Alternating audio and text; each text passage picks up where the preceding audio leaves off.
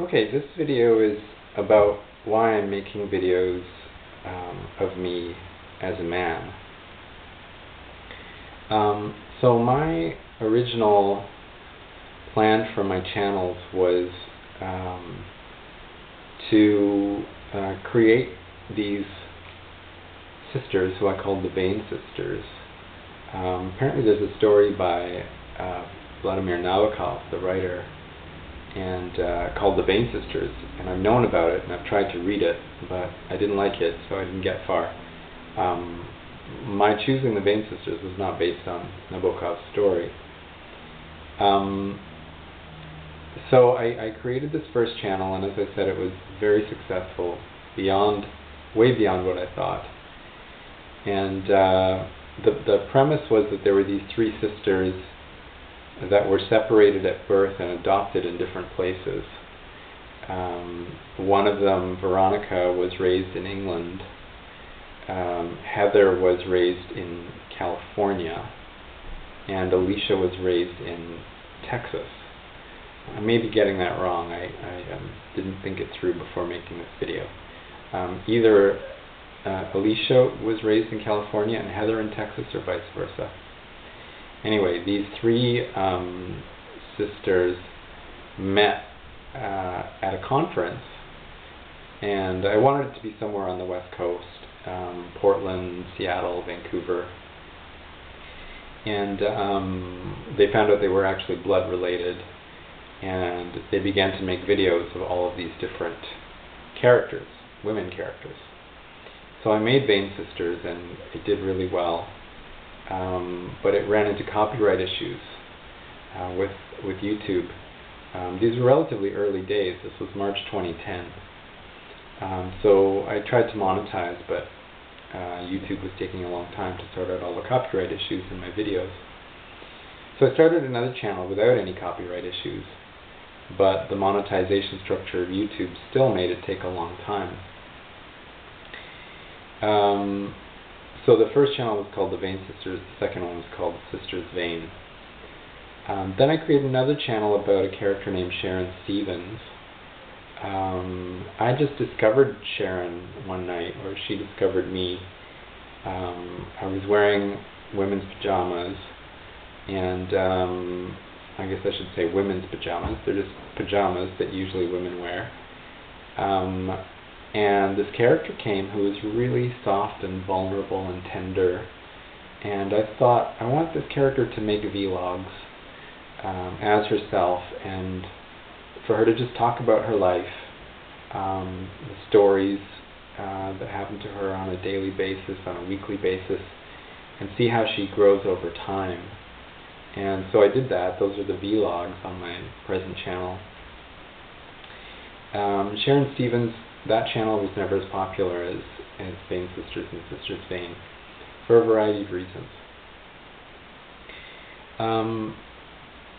Then there's a kind of a long story of what's been happening over the past 10 years, and I'll get into that in other videos. But essentially I lost those three channels, and that's a story and a half, let me tell you. But those channels are gone, and I decided to start a new channel, call it Alisha Vane, and make videos. So a lot of the videos are from that earlier time, which was about 10 years ago. And recently I haven't presented as a woman or presented femme for the past 3.5 years, for various reasons, complex reasons. As I said in another video, I identified as trans for a while, and my Fridays and Saturday nights were usually taken up with making videos of these different women characters, and then I would go out presenting as a woman. And I would usually go to nightclubs or walk along the nightclub strip in the city where I live. And it was a lot of fun. I loved the creativity in different clothing and accessories, wigs, accents. It was a lot of fun. I felt like I was really a kid again. I seriously considered transitioning more than once. But in the end, I had a really hard time with the surgeries, making any alterations to my body, which included going on chemicals, taking hormones.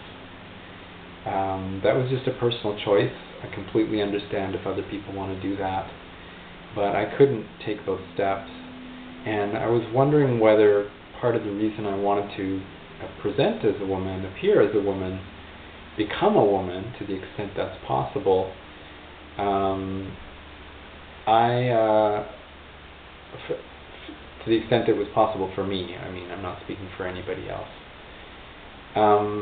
But I couldn't go the way of artificial alteration of my body. As it is, I avoid taking medication as much as possible. Try to eat as much organic food as I can. So it relates to other aspects of my life as well. And I thought that one of the main reasons I was trying to become a woman or present as a woman was because people found me more attractive as a woman than as a man. And also because men show their sexual interest in women more than women show their sexual interest in men. So as a young man, I had fairly low self-esteem and low self-worth. And so for me, presenting as a woman was a way to feel better about myself. And my self-esteem and self-worth have been growing over the past number of years. I feel better about myself than I ever have. I love myself. I treat myself well. Take care of myself. And naturally and biologically, I'm male. So I grow hair on my face. I'm not growing my beard to make a statement, actually. I just get tired of shaving because I grow hair on my face easily, and to be clean shaven I have to shave it every day, which does get tiring. So I'm going through a masculine phase. Don't know how long it will last. It may last a very long time. Every so often I get the impulse to present as a woman, or present femme. That's probably a better way of putting it. I haven't thought through that difference, but presenting femme. Every so often I'll see a woman that is really presenting well, looking elegant or stylish or beautiful in some way, and I'll want to emulate that. I think there was a famous philosopher or psychologist who wrote a book called To Have and To Be. I don't know if that was Erich Fromm, a psychoanalyst, or not. But this is a fascinating distinction, not one in which he intended, but the idea is I identify as a queer man. I feel that I'm mostly attracted to women, but I'm also attracted to men.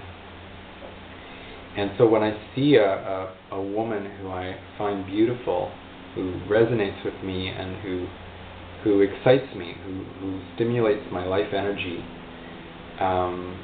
I either want to, I don't mean have her in the sense of sexually, but I want to have a relationship with her, or be closer to her, or I want to be her in a sense.